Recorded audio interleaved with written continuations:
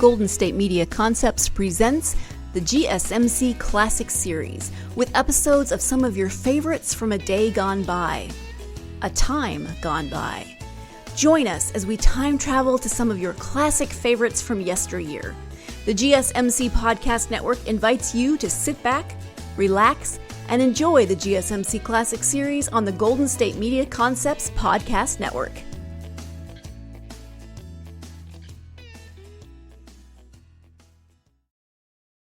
The Adventures of Michael Shayne, Private Detective.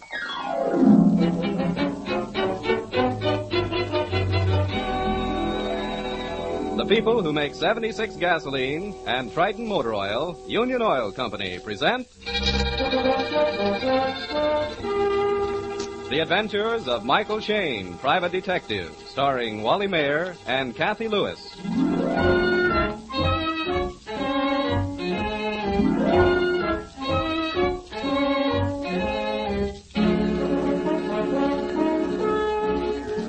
Anything can happen in San Francisco, well, almost anything, and when it happens, you usually find Michael Shayne, Private Detective, somewhere around. That's why Mike and Phyllis Knight, his observant and easy-on-the-eye assistant, are locking the office at 9 a.m. and heading for the nearest corner to join Inspector Faraday on what the inspector describes as a wild goose chase, or, as Phyllis more aptly puts it, a junket on office time. It seems there are pirates in San Francisco Bay. Oh, it's spring, Angel. Wonderful day. And I've always wanted to go aboard a yacht. Yacht, my eye. It's probably phony, too. What about our clients? You haven't cleaned up on that insurance case Let them yet, wait, let them wait. 16 men on a dead bench, just yo-ho, and a bottle of rum. Oh. Here's the elevator, darling. Oh, you've been going to too many pirate pictures. Pirates in San Francisco Bay. Do you suppose they're related to the Indians at Stanford? What are you muttering about? I always mutter when some publicity-seeking chorus girl lets herself be found drugged in her pajamas, wrapped in a blanket in the bottom of a canoe. She's no chorus girl, honey. She's the wife of a college professor. But when she says pirates boarded a yacht, killed her husband, and kidnapped her, well, now really, Yes, Mike, I know. You don't believe it. Well, I'm the open-minded type, darling. Certainly are. Here's where we get off. Oh, smell that air. As I said before, honey, it's spring. Mm-hmm. And in the spring, the sap rises. Over here, folks. Oh, hi, Inspector. Hello, Inspector. Climb in. Here, darling. Thank you. Sausalito, first stop. Oh, what a day for a motorboat ride. Why, Inspector, you're actually glowering. What's happened? Plenty. I think I got my finger on the guy at the bottom of this deal. A movie press agent by the name of Jim Fonda. Never that guy pulling his Hollywood shenanigans in my town. Why, Inspector, no pirates. Oh, plenty of them, Phil. Too many of them. A whole brig full. There's 200 of them. What? You've already got 200 pirates in jail? Holy smoke. A brigantine is a pirate vessel, Mike. Huh? Right, Inspector? Right, Phyllis. They might as well be in jail. For that anchor doesn't budge until I give the word. Lafitte's men, I suppose, from around the Horn. No, nothing so romantic, my dear. They're Captain Kidd's men from Central Casting in Hollywood. There's a movie company aboard the ship, and they're getting ready to sail down the coast on location when I climb down. Oh, aren't you a bit rough on them, Inspector? After all, press agents have to have their fun. Or do you know something I don't know? No, not a thing, Mike. I guess I lost my sense of humor. Hollywood had its laugh this morning. Now I'm going to have mine. Huh? You know, they have to pay those pirates every day, you know. Yeah, I get it. Investigations, questions, delays.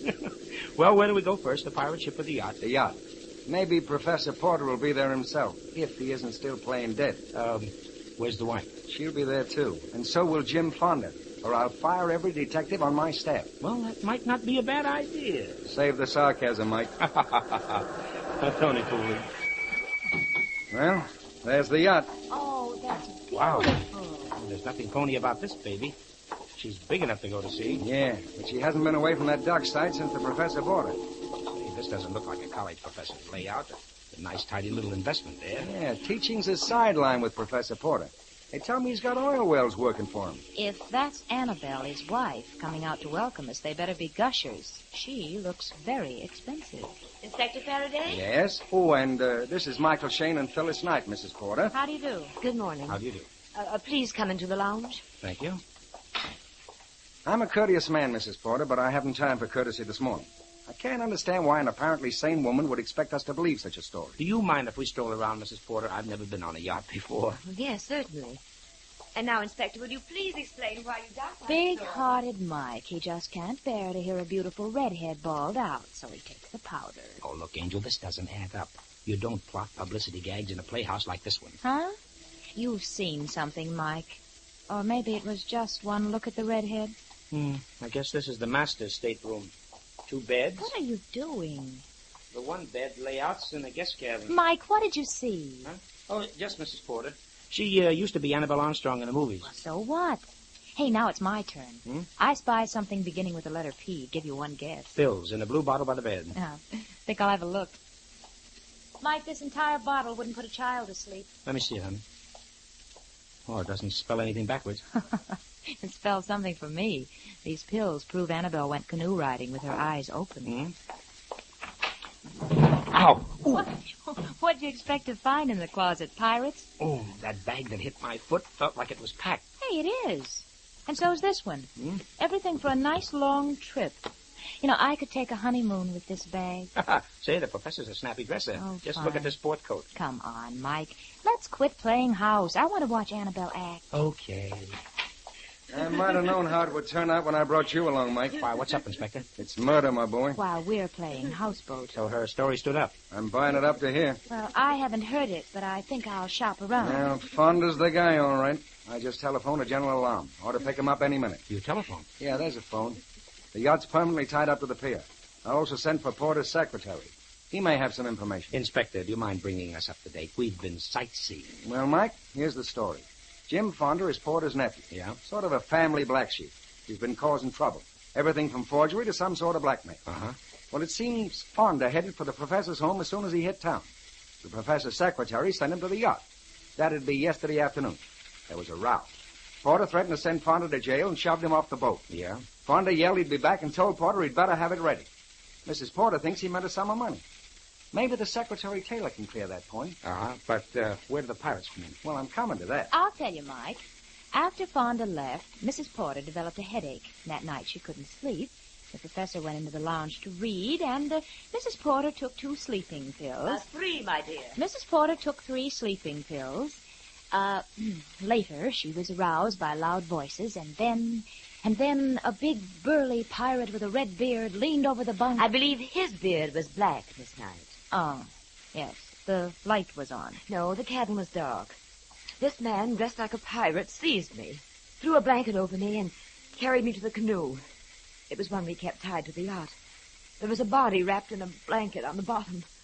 He paddled for several minutes, and then put the body overside.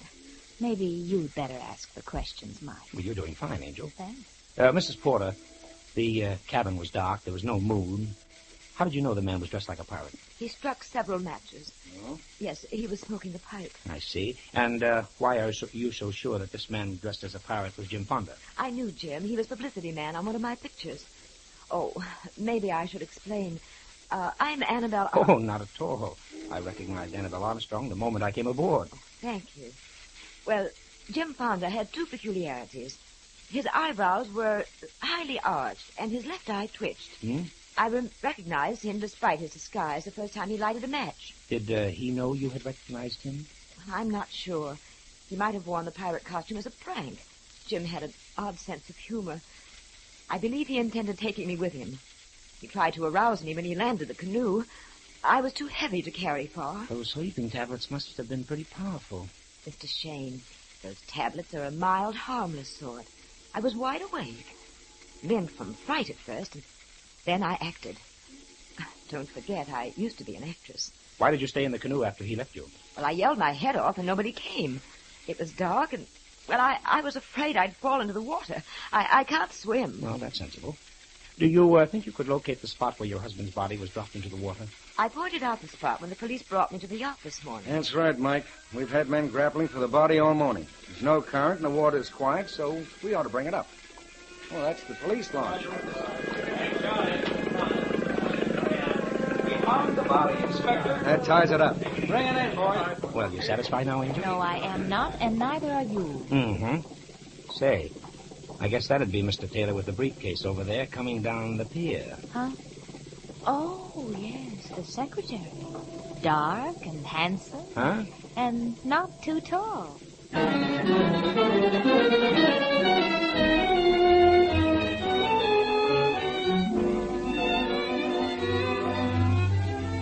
In just a moment, we'll rejoin Mike Shayne and Phyllis Knight in their adventures.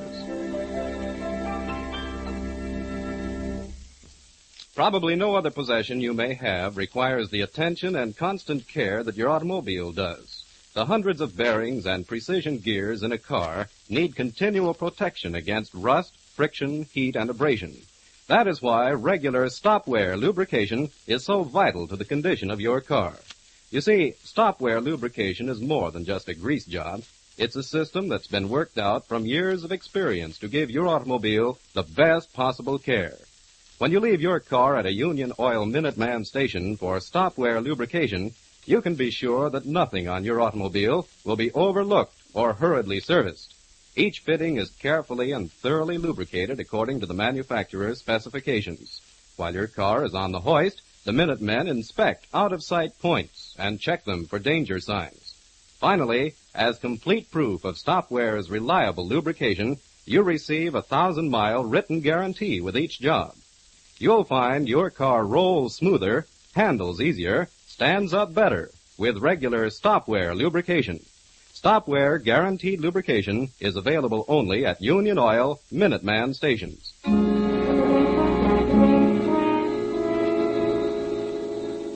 Professor Porter's body has been recovered from the bay, and Inspector Faraday is hurrying to meet the launch at the end of the pier.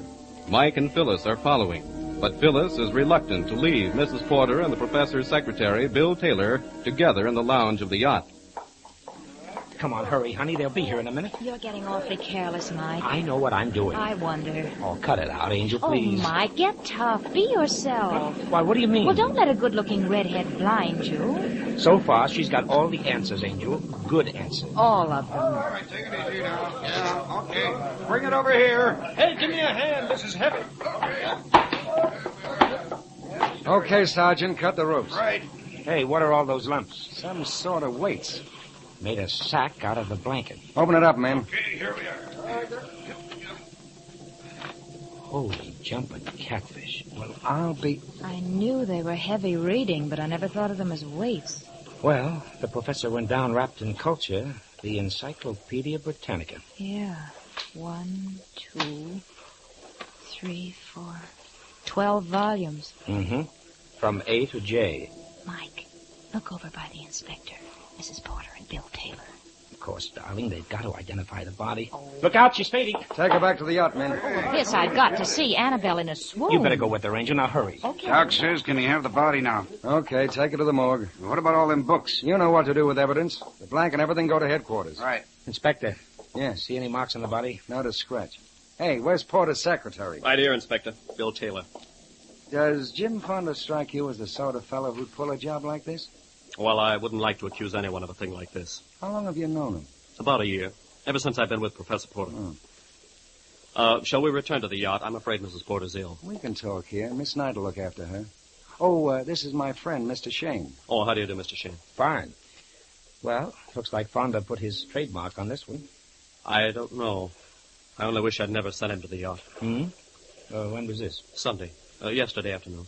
Well, why did you send him? Well, I never dreamed it. He was insistent. Did Porter tell you to keep Fonda away from him? Well, this is embarrassing, Mr. Shayne. Murder usually is, Mr. Taylor. Come on, let's have the story.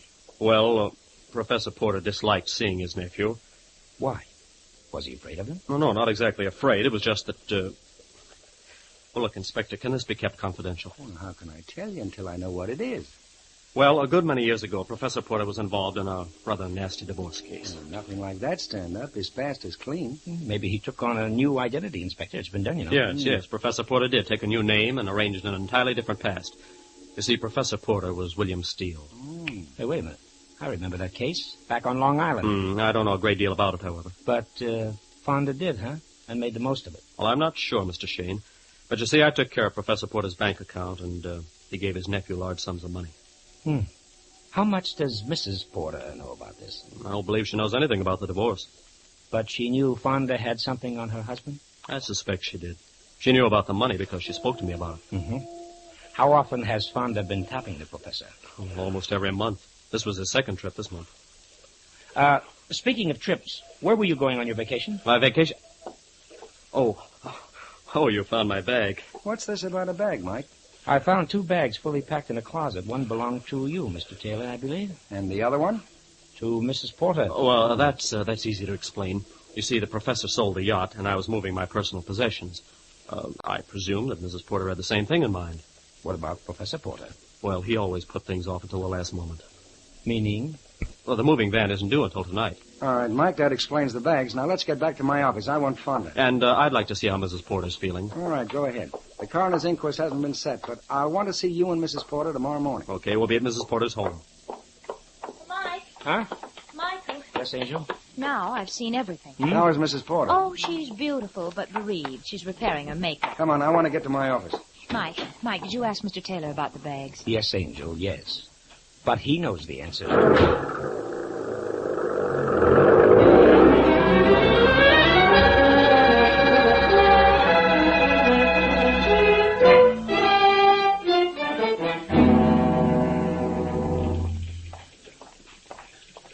Any messages? Hollywood's been calling every 20 minutes, Inspector. What do they want? Feller at Apex Studios wants his pirates. Tell them we got a murder case to settle first. Well, says you're going to have a lawsuit, too. Claims this is costing him thousands. Why don't you turn him loose, Inspector? The guy says you better do it pronto. That boat's stuck till I get my hands on Fonda. Come on, Mike and fellas. Okay. Now, let's get down to business. Yeah, let's go to work. Well, it's about time. What do you mean, fellas? Fonda left a trail a yard wide. Too wide, Inspector. You want to do me a favor, Inspector? You two? What is it? Check on that story about the sale of Porter's yacht. Yes, Mike, I had that in mind. Yes, Inspector? Is Bolton back from that pirate ship? He's waiting outside. Send him in. Pick up any leads, Bolton? Not a line. The guy just vanished. Oh, he can't do that. What did they tell you about Fonda? Everybody had a good word for him. He came to town ahead of the picture crowd last Friday. Oh? When was he on the boat? Yesterday. They said he seemed worried about his uncle. Hadn't been able to see him. Did he tell anybody why he wanted to see his uncle? No. Seems that he didn't do much talking. Does Fonda smoke a pipe? So you haven't found him, have you, Mike? No. Why? The pipe's a part of the description they gave me. Mm-hmm. Left eye twitches, too. You must know the guy. No, just the woman he kidnapped. Well, he can't get out of town. Must be holed up somewhere. You searched the boat? Yeah. Even turned up some girl pirates. Any pirate costumes missing? Wardrobe man says they're all there. Well, how about the odd parts? Wigs, scarves? I thought of that. Could be. But it'd take a week to check. Okay, take a week, but check it. Okay. Hello? That Hollywood guy's on the wire, crying. Tell him I got a murder in my hands. The boat stays here.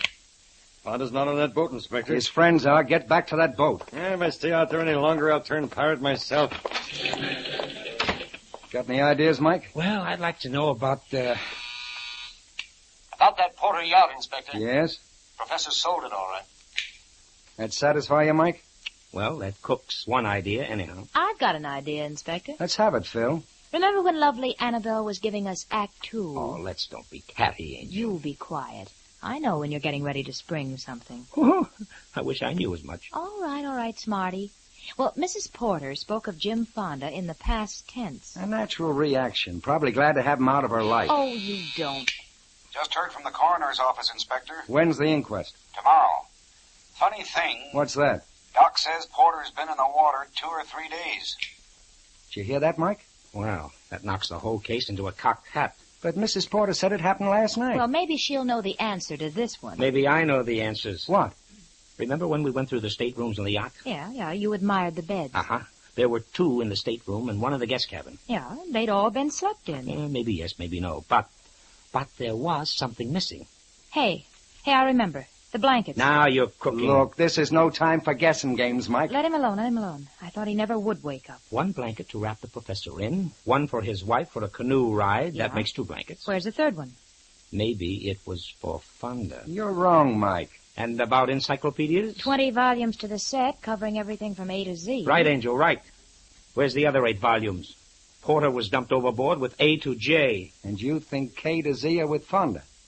Say, Anybody on the yacht with that dame? Oh, Taylor's where the shield keep. Well, Fonda didn't keep very well. Well, maybe I left her uncovered so she'd lead us to Fonda. I've got a different slant, Inspector. The only place Annabelle will lead you is astray. I guess we better get back to the yacht. If you're still looking for Fonda, we'd better go.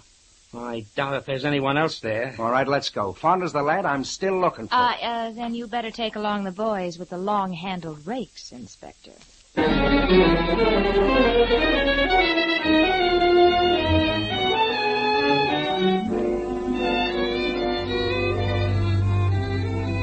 We'll return to Michael Shayne and his adventures in just a moment. The front wheel bearings on your automobile are made of finely machined, high-carbon steel. With proper lubrication, these bearings will last the lifetime of the car with no other attention. But notice, ladies and gentlemen, that we say, with proper lubrication. For front wheel bearings do require extra protection. They're exposed to damage from brake dust, grit, and water. In addition, they must support the heavy weight of your automobile.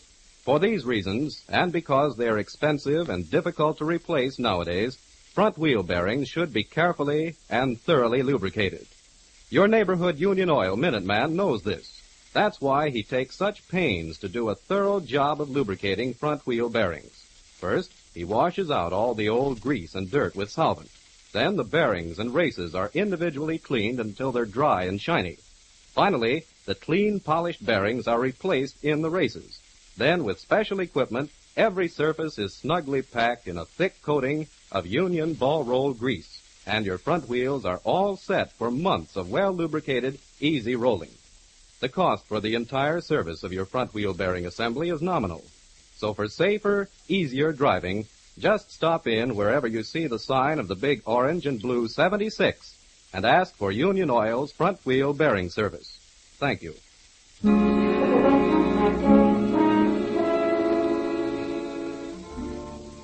Mike, Phyllis, and Inspector Faraday are back at the yacht. A crew with grappling hooks is just arriving.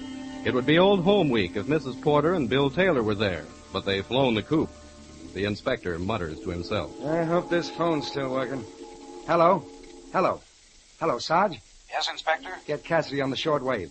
Tell him to bring Mrs. Porter and Taylor back to the yacht. So, you did have them tailed. How do you think I keep my job, Mike?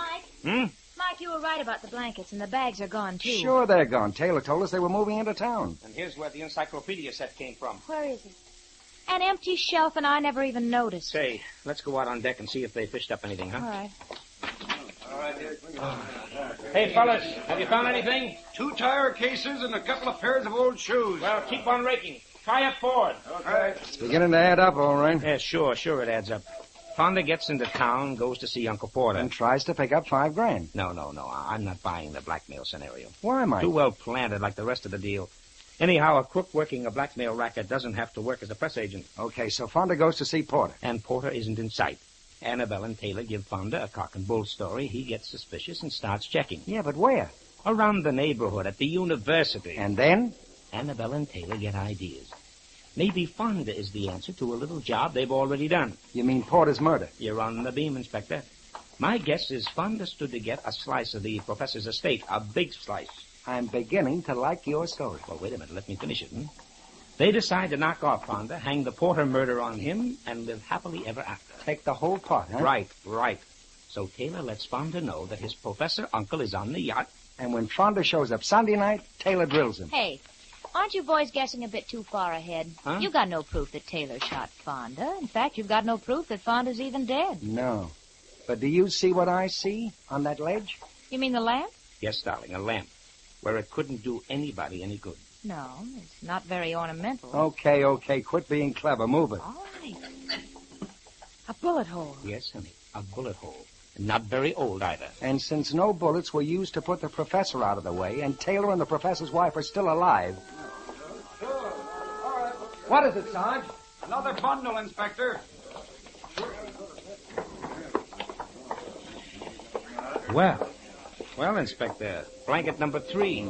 Yeah, and the same kind of bulges as the other bundle. Yes, Angel. Encyclopedia Britannica, volumes K to Z.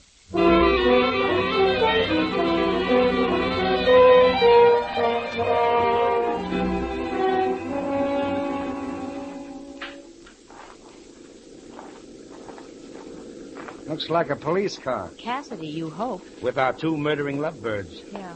Yeah, it's Cassidy, all right.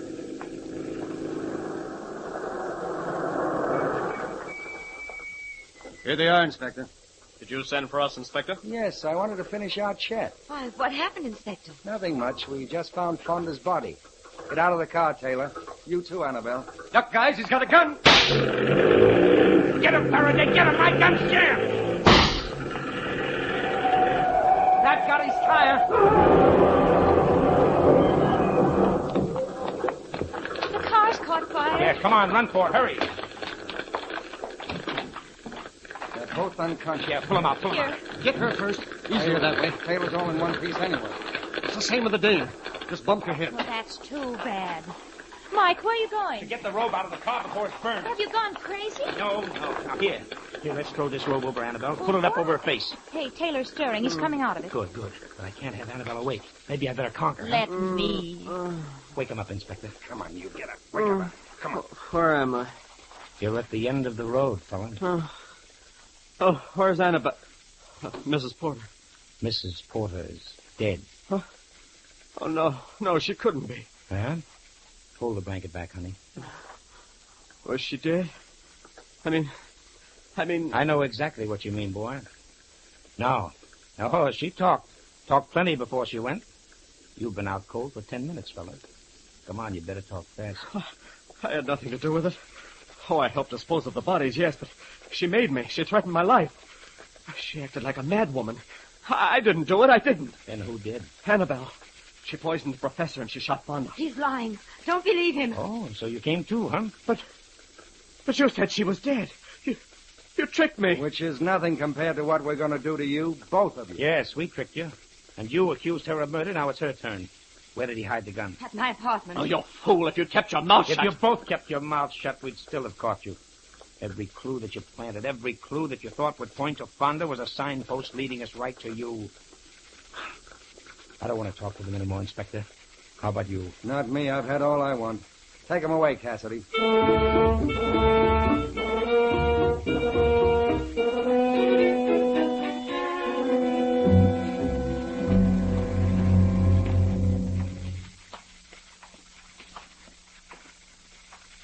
Well, Mike, this is my apartment, remember? Huh? Oh, yes, Angel, yeah. What are you thinking of, Mike? The redhead? Redhead? Oh, her, no. Oh, no. She did sort of go for it, in a mild sort of way. Not me, honey. I knew she was a phony. Don't give me that. No, look, Angel, look. What do you think I am, a fool? Yes, where blondes and redheads are concerned, yes. Angel, from the word go, I had her tagged. She tried to identify Fonda as the guy who kidnapped her. Well, I know it. Well, could you picture Fonda picking her up, wrapping her in a blanket, carrying her to a canoe, and all the time striking matches to light a pipe he was smoking? Tut, Angel. Well, then why didn't you say so before? Just because you look so cute when you're jealous? Jealous? What? Angel, please, Angel, not here. The neighbors are watching.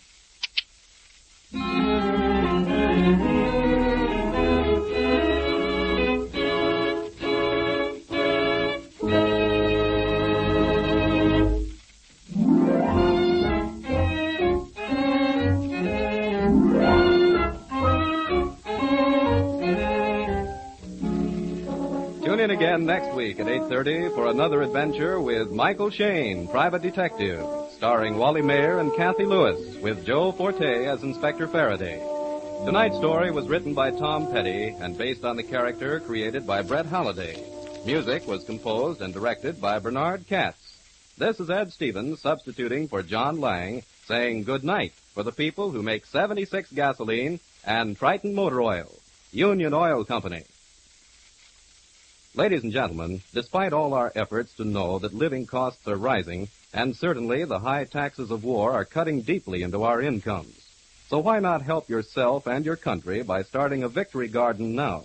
Growing your own vegetables will not only make a big saving on your grocery bill, but will provide a healthy, interesting hobby. Those who have no yards of their own may be able to find space in nearby vacant lots. So wherever you live, whatever you do, Serve yourself and the nation with a Victory Garden in 45. This is the Mutual Don Lee Broadcasting System.